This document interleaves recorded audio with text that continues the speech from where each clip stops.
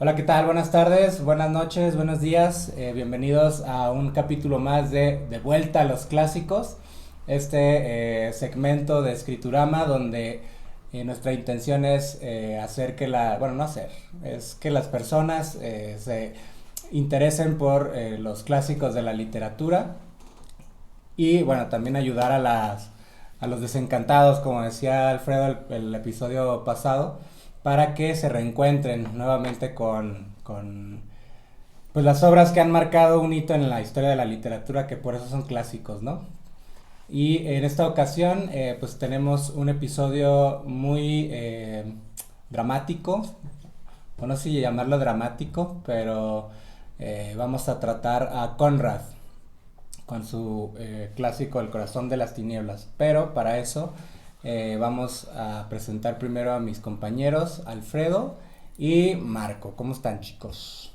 Vientos, vientos. ¿Cómo les van? ¿Cómo les va? Bueno, vamos a comenzar este pequeño preámbulo diciéndoles, o bueno, más bien recordándoles cómo nosotros pretendemos hacer la, entre comillas, pedagogía del programa. Lo que se trata es que ustedes como lectores incorporen digamos, a su cultura o a su contexto cultural los clásicos, porque creemos que esa es la única manera en la cual los clásicos pues pueden sobrevivir, y nuestra intención es esa, que no se pierdan en el tiempo. Y como ya saben, esta dinámica es en 3 bloques. En el primer bloque nosotros vamos a hacer un recuento rápido del contexto sociohistórico del autor, y también vamos a abordar la vida y la obra de, en este caso, Conrad. En el bloque número 2 vamos a abordar directamente el texto que nos compete el día de hoy, que es El corazón de las tinieblas, y vamos a desmenuzar la obra en su totalidad para que ustedes puedan incorporarla a su, digamos, a su espíritu, y puedan ya sea pasar el examen que tienen que pasar, si les dejaron este libro, si les dejaron resumirlo, o simplemente quieren, como decía Alfredo, reencontrarse con él. Y en un tercer bloque hablaremos uniremos el contexto sociocultural del autor con el de nosotros, esto atendiendo un poco a lo que ya decía Gadamer sobre el horizonte hermenéutico, es decir, el contexto sociocultural del autor, y qué nos dice el libro en específico a nosotros en nuestro contexto sociocultural. Entonces, bueno, esos son los 3 bloques, y bueno, esperemos que les sea de gran ayuda para enfrentarse al texto. Que se embarquen al texto. Bueno, pues comenzamos, ¿no? Comenzamos.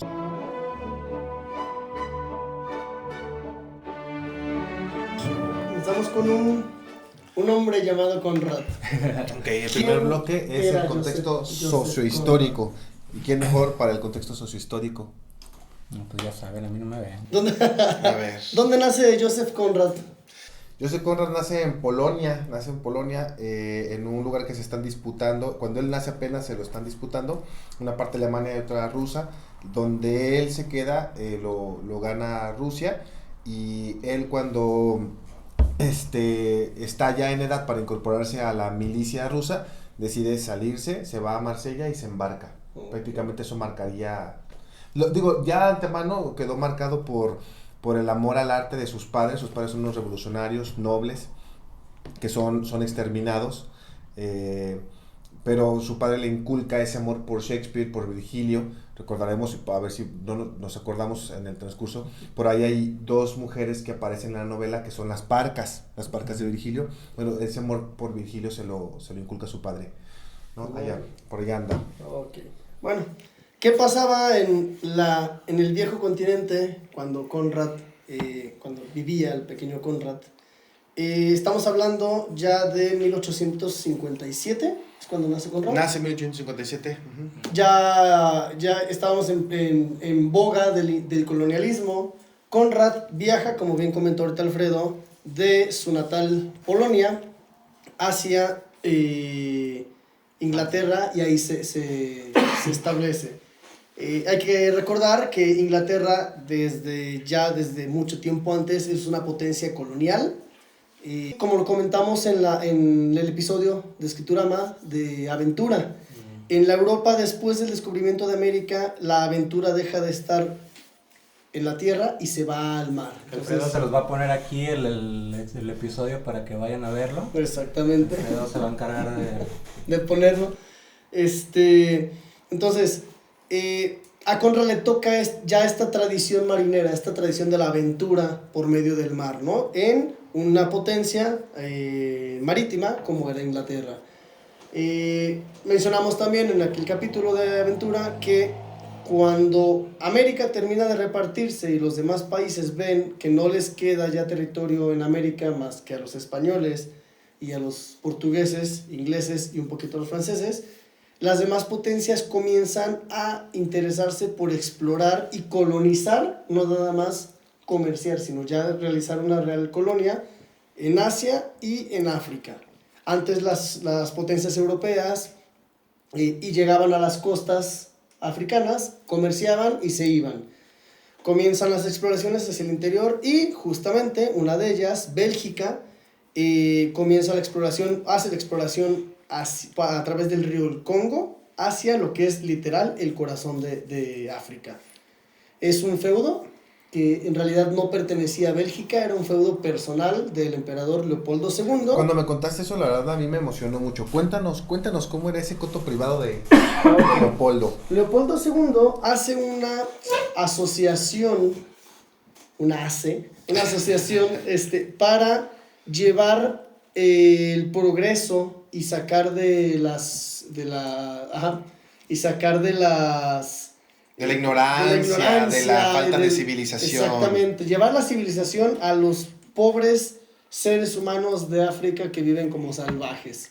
Entonces, bajo esa máscara, en realidad se comienza una empresa colonial de explotación de recursos naturales, como es el marfil. Antes había elefantes en la selva, ahorita estamos acostumbrados a ver elefantes nada más en las estepas. Antes había elefantes en la selva, había rinocerontes de selva, pieles, caucho, el hule se sacaba de unos árboles. Entonces todo eso comienza a explotarse y a la vez, pues qué mejor que el material humano que también tienes ahí para explotar las plantaciones. Leopoldo era el presidente de esa asociación y prácticamente dueño de toda esa tierra. Hasta que fallece, en su testamento cede el Congo a Bélgica, pero todo el tiempo que él vivió fue prácticamente su feudo personal. Todas las riquezas, todas las decisiones, todo lo que sucedía ahí era Leopoldo II el que lo decidía y el que estaba enterado. Entonces, tenemos entendido que Conrad también llegó a viajar al Congo, también, sí. Mencionaban hace ratito cuando tenía 33 años, aproximadamente, sí. hicieron la mención. Entonces, estas experiencias de Conrad, insisto, era marinero, influyen muchísimo en su obra y en esta obra que es, bueno, yo considero que de las más conocidas. La más emblemática, yo creo. En el corazón de las tinieblas. Bueno, la vida y obra de Conrad, digo, para tratar de resumir, es un hombre que se piensa que pasó muchos años en la marina. Sí, la verdad es que pasó muchísimos años embarcado. Llegó desde abajo hasta ser capitán. Padece gota y la gota lo hace que él tenga que permanecer en tierra. Viviría enamorado de la idea de regresar en algún momento y las veces que lo ha intentado lo pasa fatal. Él es un hombre que yo podría decir que si no era pesimista, pues sí era bastante amargado, como si se viera desahuciado de sí mismo. Cuenta su esposa Jessie Conrad que la vez en que se le declaró para pedirle matrimonio, el hombre le decía que estaba a punto de morir. Entonces que quería dejar un legado antes de morir. Esa era la forma en que la convenció. En realidad apenas estaba comenzando a escribir. Se piensa que Conrad hacía ya o ya había hecho su obra mientras navegaba, pero la verdad es de que no, fue hasta que él se desentiende cuando se entrega por completo. Y todas las obras que vienen, sus obras más representativas, El Agente Secreto, Nostromo, Lord Jim, vienen ya cuando él se asienta en tierra, ¿no? Es muy importante decir que la primera lengua que él abrevó, su lengua natal, es el polaco. Después lo aprende cuando se va a Marsella, aprende el francés, pero es hasta los 20 y tantos donde él domina el inglés, que es la lengua que él acepta como suya para poder escribir. Creemos que inspirado por el amor que su padre le tenía a Shakespeare y que se lo traspasa, ¿no? Se lo contagia. Pues hace ya una recapitulación de este primer bloque. Joseph Conrad nace, no pertenece al país donde es la lengua que él maneja, o por lo menos la lengua en la cual él decide para expresar la literatura. Él nace en Polonia, pero viaja a Inglaterra, y es muy importante el contexto sociocultural de ese entonces, sobre todo en el caso de Leopoldo, porque mucho de lo que ustedes van a ver en el libro está retratado. O sea, muchos de los tratos que va a haber de Europa, o cómo trataban los europeos y cómo se comportaban los europeos en África y en todas las colonias, en la India, acá en América, bueno, lo van a ver retratado ahí. Entonces es muy importante que tengan en cuenta este contexto colonial, ¿no? Que ya viene desde muchos siglos atrás, en el caso de 1500. Europa, desde la salida de Europa al mar. Bueno, o sea, desde que Europa sale acá al Nuevo Mundo y a conquistar los mares, pero en este caso particular de la mentalidad del europeo en África, ¿no? Esto es muy importante. Y entonces esto nos da paso o nos da pie para ir rápidamente al segundo bloque.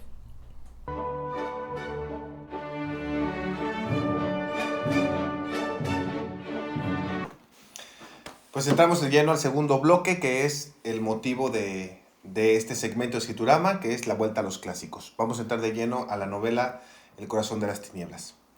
El corazón de las tinieblas es una novela que podría parecer que es difícil, y creo que en cierta medida podría serlo si lo vemos desde el aspecto de las entrañas. La estructura es compleja, si tomamos en cuenta que en ese momento ese tipo de literatura no se estaba haciendo. Conrad absorbe muy bien los clásicos de su momento para poder trabajar con esa fuerza y crear su propia estructura. Hay una estructura que tal vez ahorita podría parecernos bastante habitual, cómoda, o que encontramos en obras más a nuestro alcance o nuestra cercanía en cuanto a época, pero él crea a un narrador personaje que prácticamente es el que cuenta la historia. Sí existe un narrador omnisciente que le cede la voz a Charlie Marlowe, ¿no? Se llama Charlie Marlowe para los compas. Para los compas, Charlie. Para los compas, Charlie Marlowe, que es el que va a narrar en 3 capítulos distintos. Fíjense que también ahí tiene mucho la estructura de lo que hablamos de un planteamiento, un clímax, un desenlace. Prácticamente los capítulos funcionan en esa medida. Pero cuando el narrador omnisciente sitúa la escena, presenta más o menos la atmósfera y le cede la voz a Marlowe, a partir de ahí el narrador omnisciente, que viene siendo el narrador prácticamente más importante de toda la novela dieciochesca, desaparece, se calla y le cede la palabra para que Marlowe comience a contar una historia, ¿no? Aparece nada más para hacer algunas precisiones, algunas preguntas. De hecho, matiza. Hace un comentario. En la novela inicia, en un barco se juntan 5 personas, al parecer, a jugar dominó, y no terminan jugando. Comienza Marlowe a divagar, a disertar, a platicarles sobre una historia que él vivió, y prácticamente los demás lo escuchan. Que por lo demás, o sea, la verdad es que matiza de una forma muy hermosa, ¿no? Digo, solamente la forma en que él toma, por ejemplo, la palabra, está viendo el mar, dice, estaba pensando en épocas remotas, cuando llegaron por primera vez los romanos a estos lugares, hace 19 siglos, el otro día, dice, ¿no? Y ahí comienza... Son como acotaciones más bien o de tipo moral o de tipo histórico, ¿no? Pero son nada más como notas al pie que va dando. El narrador aparece incluso a mí me parece un poco cómico, interrumpe como Marlowe, y hay alguien que tose o algo así, es como de, cabrón, hay alguien más despierto escuchándolo también. O sea, el narrador asume que, puta, pues no, ya este güey ya empezó a hablar y nomás estoy yo escuchándolo, y de pronto alguien dice algo y, cabrón, también aquel güey lo está escuchando, órale. Entonces, esta línea. Entonces, por ejemplo, El corazón de las tinieblas es una novela que, ahí en el libro que nos va a regalar Alfredo, Va a donar a la biblioteca de Va a donar a la biblioteca. La de ahí de sexto piso, viene como narrativa breve. Pasa que la obra de Conrad contiene algunas obras mucho más extensas, ¿no? Pero en el caso particular, la que nos atañe el día de hoy, que es El corazón de las tinieblas, pues pertenece a un periodo de la obra, o más bien a un rubro de la obra de Conrad más bien breve, ¿no? Sí. Ahora, ¿saben si es una obra temprana la vida de Conrad o ya es de un Bueno, periodo tardío? temprana porque él comienza a escribir bastante tarde, ¿no? Pero es de sus primeras obras. Sí, creo que pasan algunos 9 años, algo así, desde que él vive su viaje en el Congo. Pasa 6 meses en el Congo. Él tiene una vivencia directa de lo que va a narrar y después estructura la novela ya él en reposo, en tierra, asentado, dedicando horas y horas a la escritura diarias, como si fuera un oficinista, ¿no? Como el horror que le parecería a Onetti. Okay. Marlowe comienza a contar entonces una experiencia, prácticamente eso es a lo que estamos asistiendo, a que Marlowe va a contar un viaje. El viaje comienza con una invitación, ¿no? A que él se enliste en una expedición de rescate. Va a rescatar al personaje principal, que durante los 2 primeros capítulos solamente va a permear con su ausencia, va a estar haciendo una presencia sonora, casi atmosférica, pero que no sabemos realmente quién carajos es. De él se dice todo y a veces ese todo se contradice. Para algunas personas es una persona bastante íntegra, honorable, noble, pero para otros es un revolucionario, no es un artista, es un místico. Entonces él comenzará, y junto con nosotros, porque lo estará contagiando, conforme avanzamos la novela, nos comenzará a desvelar quién carajos es Kurtz y la curiosidad que él siente latente y que toma como su objetivo real. La expedición comienza a importarle, la verdad, muy poco, porque lo que quiere y le interesa en todo momento ya es encontrar a Kurtz. Se vuelve una obsesión para él llegar a Kurtz. Entonces, pues la primera escena es donde él dice, me enlisto en la compañía, ¿no? Correcto. Llega a la oficina a enlistarse y manifiesta. Ya comenzamos a tener de pronto como estas escenas, justamente la que platicaba Alfredo en el primer bloque, haciendo honor a Virgilio con las parcas. Él manifiesta que llega y ve a 2 personas, una joven y una vieja, tejiendo. Llega, saludan, lo voltean a ver y siguen en lo suyo. Oiga, tengo cita con... como de mala gana se para uno, abre y regresa y ya, por fin le dan el paso. Es la época de los alienistas, ¿no? Que son como el antecedente de los psicólogos que creen en la frenología y entonces le hacen su primer estudio previo a la expedición, que es un estudio de frenología, le miden la cabeza, hay una práctica, El doctor bastante raro, es una plática bastante extraña, incómoda, porque el doctor se muestra el doctor francés, ¿no? Es un francés. Se muestra bastante fascinado con la idea de que un excelente espécimen, como él mismo lo manifiesta, quiera ir hacia allá, porque ya denota que debe de haber algo mal en la cabeza de alguien para querer asistir allá. Comienza a hacerle los estudios. Es decir, dejar la civilización para involucrarse y meterse de lleno en la barbarie. Creo que al final de cuentas eso es lo que va a permear también toda la novela, la sensación de que los ingleses son la civilización y el Congo y África y las expediciones son la barbarie, son el viaje hacia la barbarie. Entonces parecería, ojo, creo que nos vamos a hacer algunas modificaciones a lo que estamos diciendo cuando vayamos hacia el final, pero parecería que hacen un descenso. Su viaje parecería un descenso de los logros que ha hecho la humanidad hacia lo más deleznable que ha tenido la humanidad. Por eso va al corazón de las tinieblas. Entonces, tenemos comentarios del doctor de pronto como de, perdón, es que no siempre tengo la posibilidad de estudiarlos, o pocas veces tengo la posibilidad de estudiarlos cuando regresan.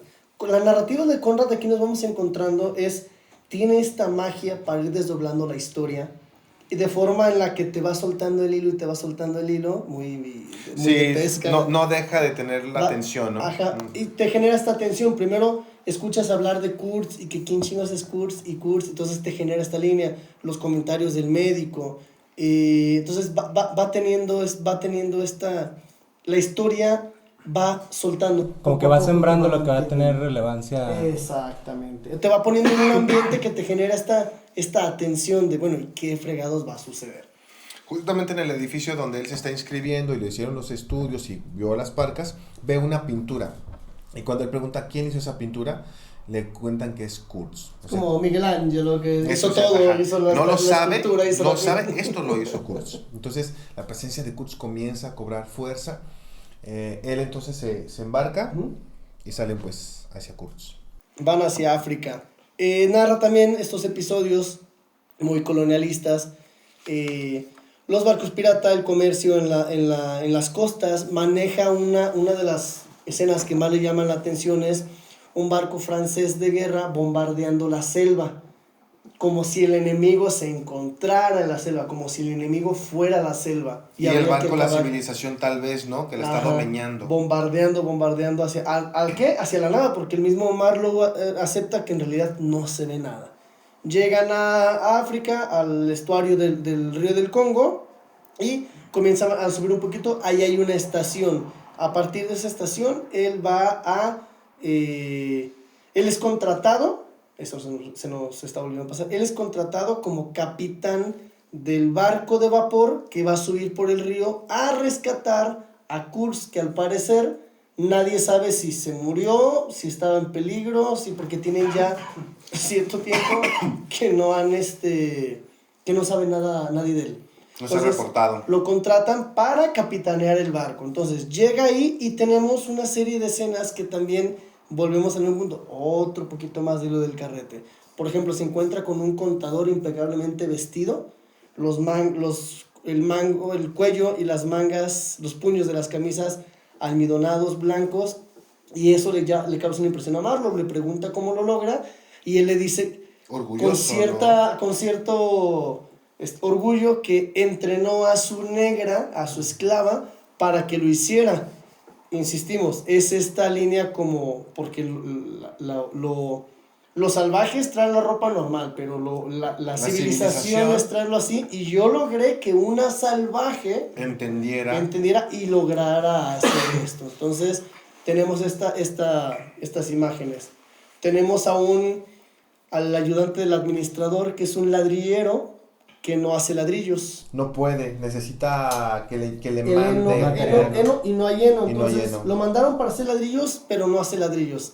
Platicábamos en algún momento sobre este punto de Kafka, de las historias que aún antes de que Kafka naciera y escribiera, Ya había un kafkiano. ya hay algo que nos lo... Es decir, la literatura de Kafka hizo que leyéramos diferente toda la literatura antes de él y de repente este personaje nos parece muy kafkiano. Correcto, tiene muchos sinsentidos. Como El- aquella en la colonia penitenciaria, ¿no? Donde van a ejecutar a alguien y no sirve la máquina. Ajá, exactamente. Exacto. Acá, de la misma forma, el barco está dañado, necesitan pernos para dañar, y el que se los consigue le dice es que aquí arriba no hay pernos. Aquí no hay pernos. Allá abajo en la costa están hasta tirados en el piso, pero aquí tengo años, meses pidiendo pernos y no me mandan pernos. Entonces no Cada podemos- que sale una carta pido pernos, nunca han llegado Nunca pernos. hay- pero abajo están tirados, en el piso los puede usted recoger con la mano, pero aquí arriba no hay pernos. Entonces son este tipo de imágenes kafkianas Contradictorias, antes kafkianas.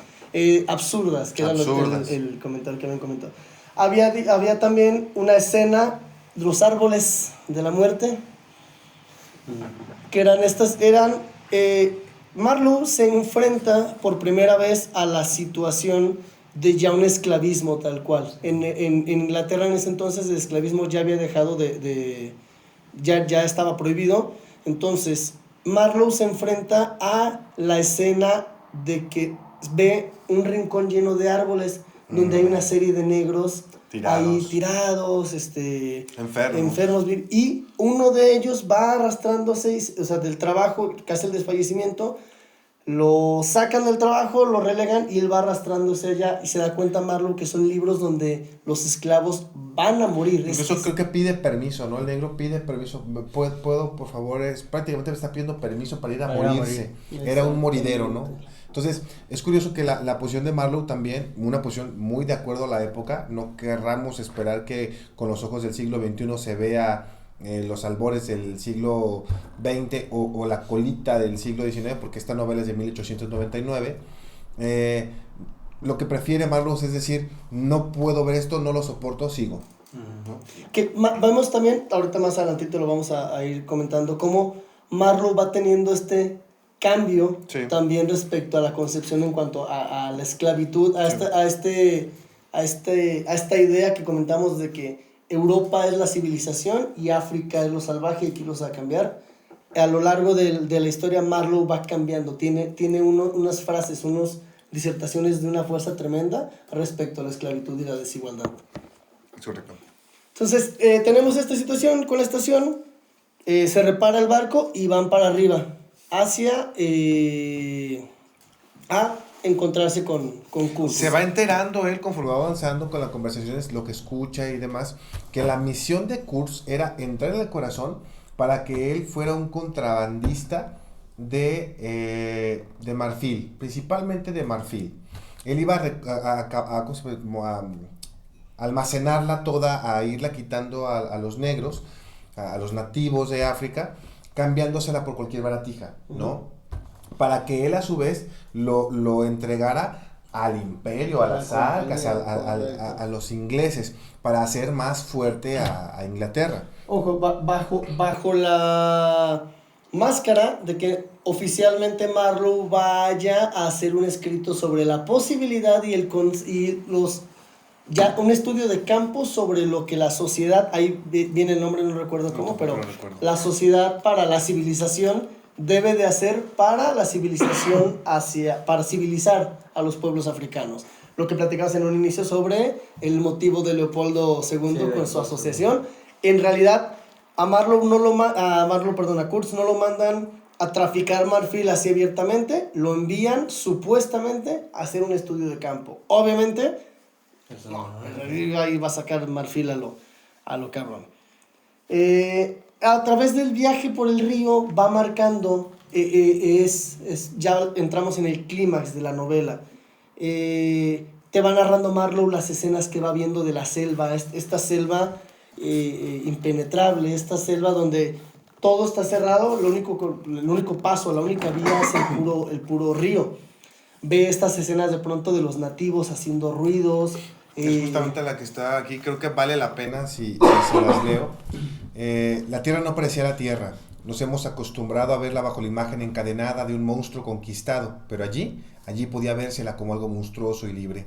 Era algo no terrenal y los hombres no se podía decir inhumanos, era algo peor, ¿saben? Esa sospecha de que no fueran inhumanos. La idea surgía lentamente en uno. Aullaban, saltaban, se colgaban de las lianas, hacían muecas horribles, pero lo que en verdad producía estremecimiento era la idea de su humanidad, igual que la de uno, la idea del remoto parentesco con aquellos seres salvajes, apasionados y tumultuosos. Feo, ¿no?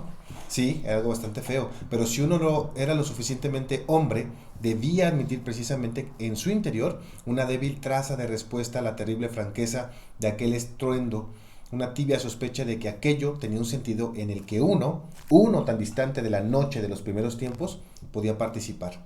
Es decir, comienza el narrador a lo que tú dijiste, comienza a cambiar de posición de yo vengo de la civilización hacia lo que no es civilizado. Al contrario, ve en esos seres nativos algo que él reconoce como propio.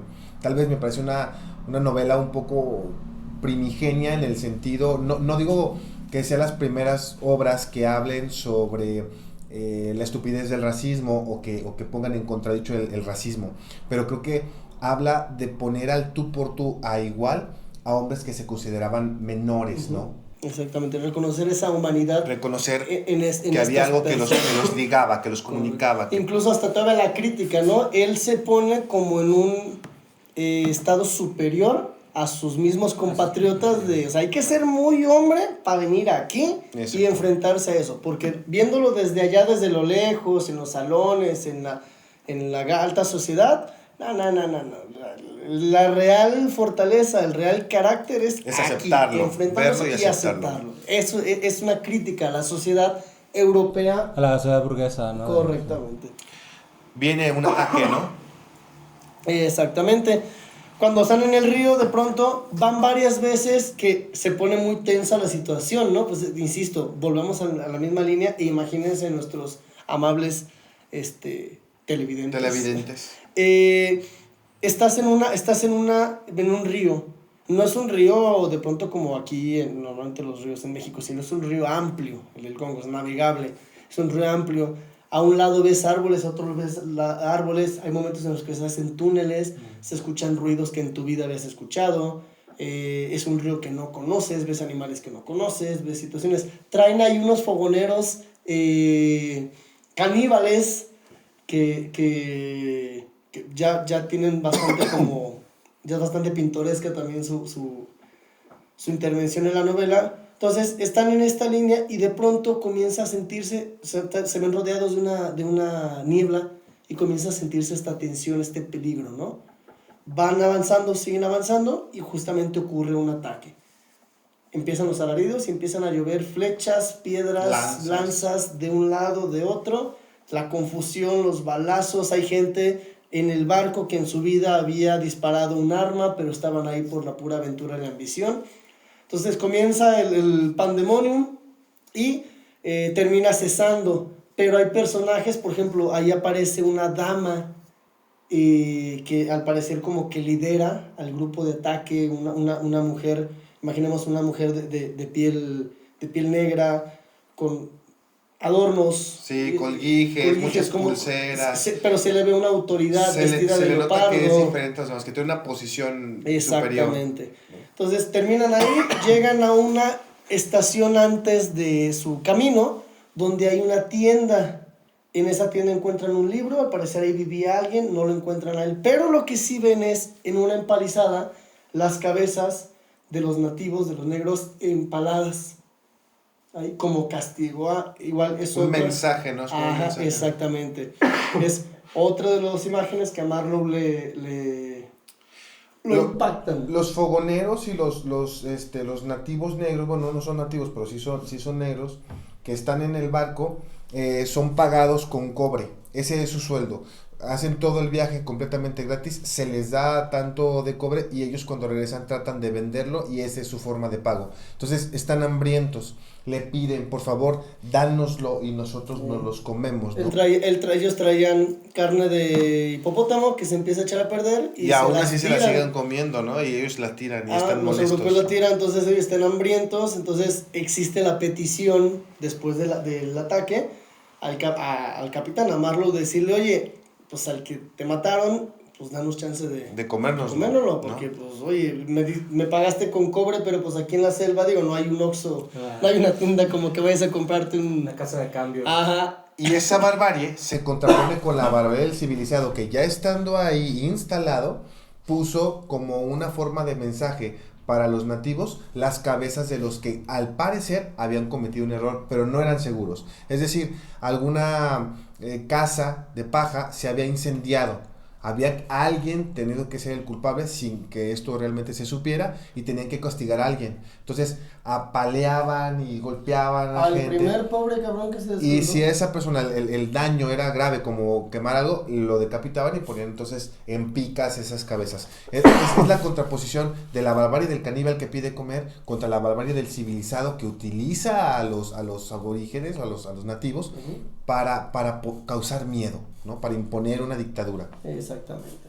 Por fin llegan a donde está la estación de Marlowe y se encuentran con un personaje bastante pintoresco, un ruso, que era el que vivía en la estación anterior donde estaban las cabezas. Donde se encontraba el libro. Exactamente.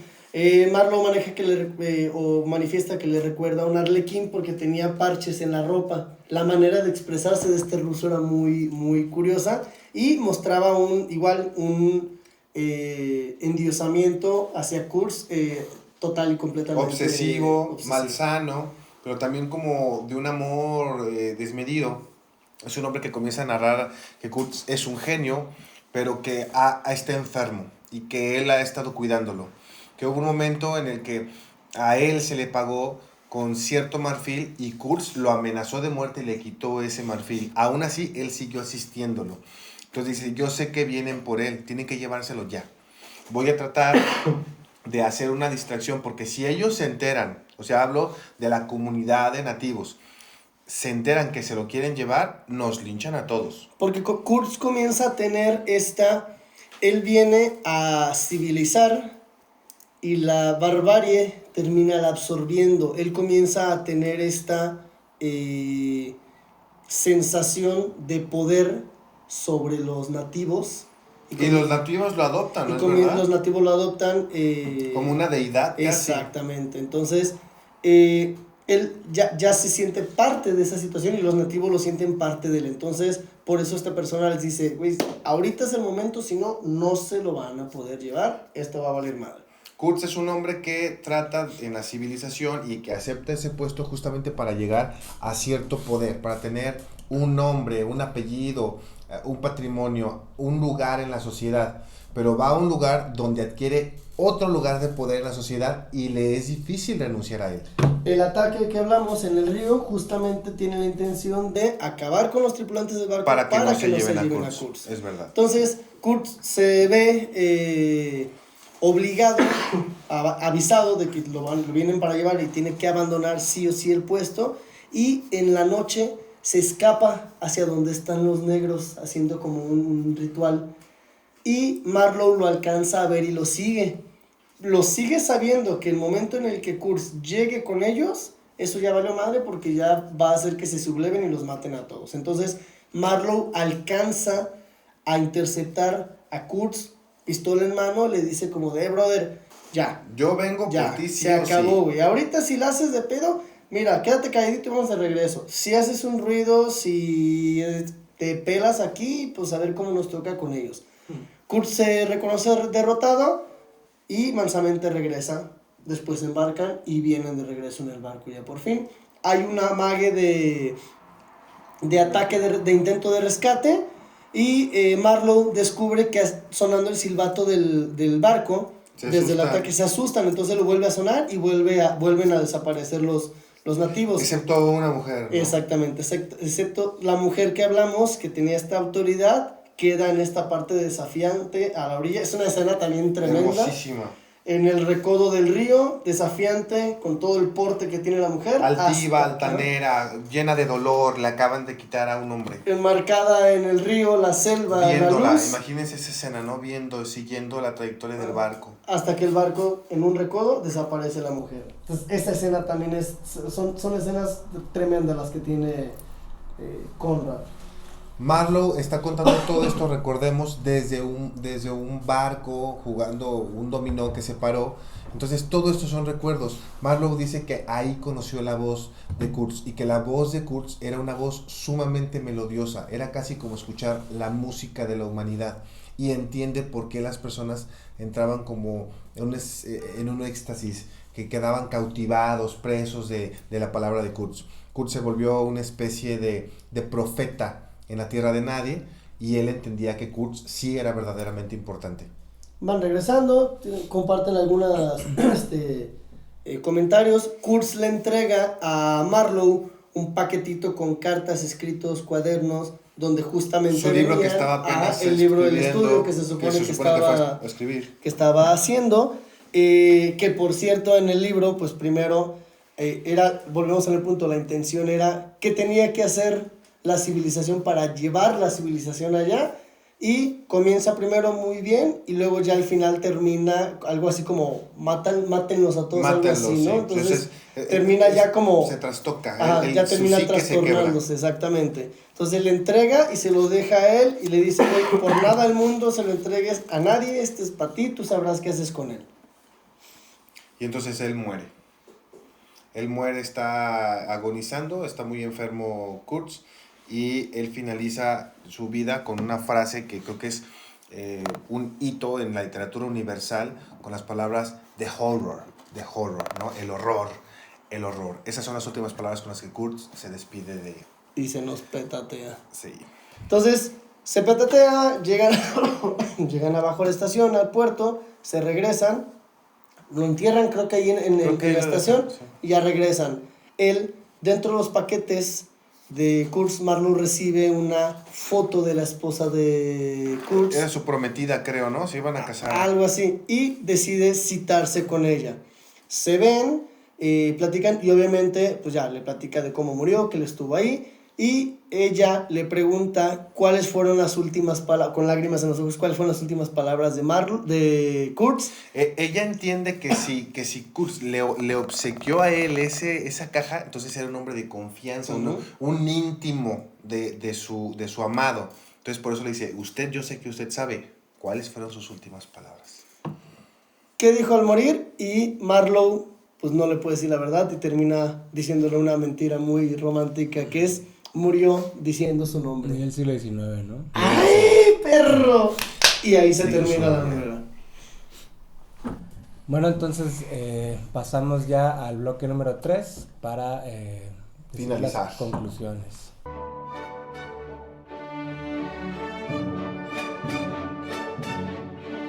Bueno, y ahora lo que sigue es el bloque 3. Sobre qué nos dice la obra de Conrad, El corazón de las tinieblas, ahorita en las lecturas particulares. A mí me parece una novela crítica, no con la intención de Conrad de, voy a escribir una novela criticando sobre esta situación, sino Marlowe como narrador tiene un ojo crítico a su sociedad, a la sociedad colonialista que ve, a la misma estructura colonial, la misma estructura de los nativos africanos también, incluso a la idea que él tenía. Obviamente también se sigue viendo o se nota este punto personal que va muy de acuerdo a cómo era el buen Joseph respecto a ver al marinero como una persona enaltecida. Algo que no comentamos, que ya lo habíamos comentado fuera de cámara, es que Marlowe, a pesar de ser una persona no estudiada, tiene una manera de hablar, una manera de referirse a las cosas como estas personas que tienen el conocimiento adquirido porque lo han vivido. Son sabios por andar. Exactamente. O sea, no es un personaje, se podría decir, ignorante respecto a que no tiene estudios universitarios, pero tiene conocimientos superiores porque los ha adquirido a lo largo de los viajes. El que mucho viaja, mucho ve y mucho sabe, como podrían decir. A mí se me hace que no es un libro de aventura tal cual, porque no son aventuras activas. No es como que todo el tiempo esté pasando algo que te tenga al borde del asiento o haya demasiada acción, como de pronto podríamos estar acostumbrados a las novelas de aventura. No sé si categorizarlo como en una novela de aventura, porque realmente va hacia lo desconocido, pero no lo veo como una novela con demasiada acción. Y lo que sí tiene el libro es una prosa deliciosa. Lo que tiene Conrad es una manera de describir, de hablar de el estuario del Támesis, de la selva, del río, el mar. La verdad es que la prosa es simplemente deliciosa. Bueno, yo lo leí a la luz de una película que se llama Apocalipsis Ahora, que es de Coppola. Uh-huh. Según yo sí. Y lo leí, bueno, porque también en la red hay muchas referencias a esa película y que esa película está inspirada en El corazón de las tinieblas. Y a mí me resultó me llamó mucho la atención el uso de la violencia que hay en la novela. Y quizá contaminado por la película. De hecho, muchos de los personajes, bueno, ni siquiera sé si sean personajes o por lo menos estos personajes satelitales que tiene El corazón de las tinieblas, me recordaron a varios que están ahí, varios soldados que están ahí peleando en Vietnam, ¿no? El que dice el famoso, pues que es muy famoso, pues la línea de no hay nada más bello que el olor a napalm en la mañana, ¿no? I love the smell of napalm in the morning. You know, one time we had a hail bomb for 12 hours. When it was all over, I walked up. We didn't find one of them, not one stinking dink body. O sea, es como este tipo de cínicos que saben que están cometiendo alguna crueldad y están como regocijándose en ello, ¿no? Y ¿por qué? Bueno, porque hay azotes hacia las comunidades que están ahí en la selva, en la novela, y también son descritos quizá brevemente, pero de manera muy pictórica, que me hace que para mí fue muy sencillo, pues, imaginármelo. Y se sabe, pues, que no es precisamente una novela anticolonial, o sea, no es una crítica al colonialismo, pero por lo menos a los que vivimos en países que también fueron colonias de imperios, pues nos hacen tener como una cierta sensibilidad, ¿no? O sea, no quiero decir con ello que pues que sea algo particularmente importante, por lo menos como para nuestra formación o algo así, pero sí es algo que tenemos en cuenta, porque bueno, también en Europa llegó a América y también hicieron más o menos lo mismo en estas tierras, ¿no? Pues también está empatía. Entonces sí, se crea como una cierta empatía. La verdad no soy yo muy proclive a eso, pero o ese tipo de literatura que es como muy explícita en ese sentido, ¿no? De qué malos que son Europa y qué buenos que somos nosotros. Eso a mí no me agrada, pero bueno, no te deja indiferente la colonia, ¿no? Y ya. Bueno, yo no sé, creo que la novela, del hecho de que ya sea un clásico, justamente apertura que tenga diferentes tipos de lecturas, a que encontremos en ella cada vez algo distinto. A veces una época hace que algo que se considera clásico adquiere incluso una cara más al poliedro, ¿no?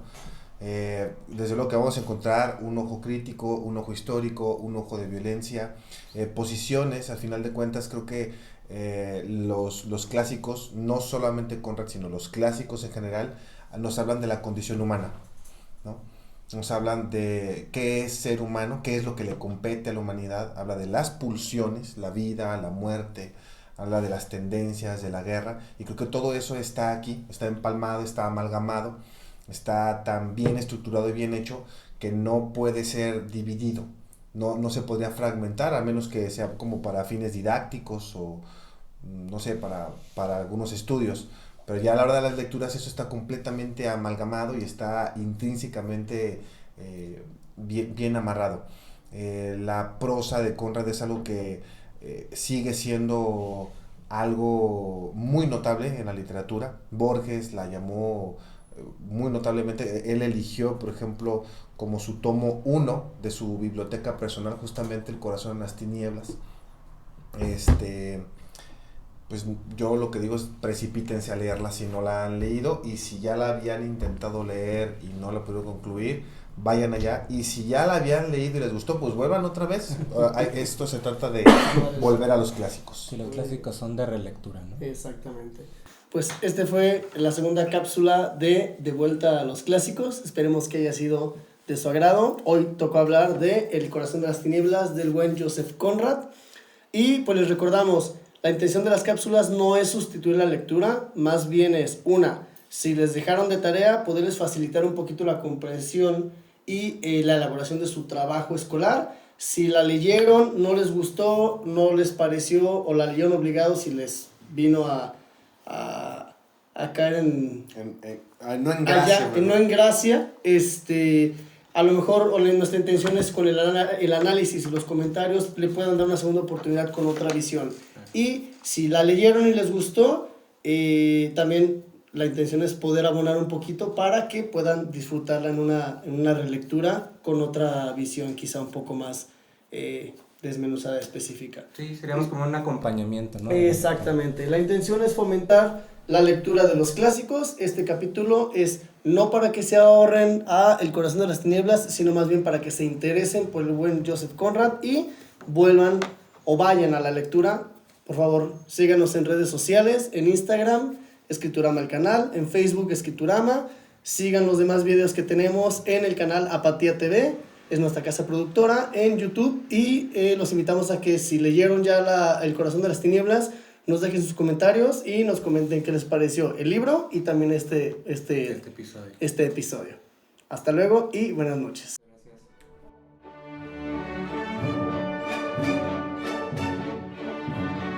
Gracias.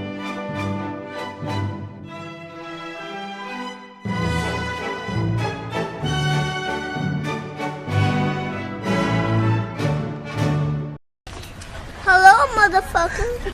Let's start right out.